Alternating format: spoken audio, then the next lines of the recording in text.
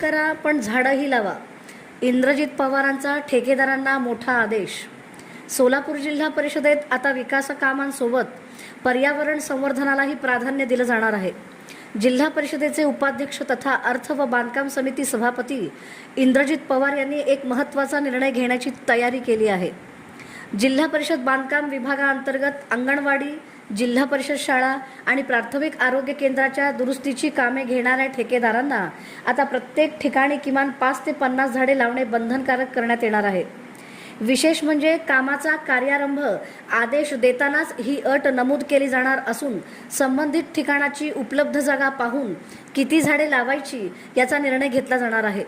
इतकंच नाही तर अभियंत्यांची झाडांचे फोटो अपलोड केल्यानंतरच संबंधित ठेकेदारांचे बिल मंजूर केले जाणार आहे.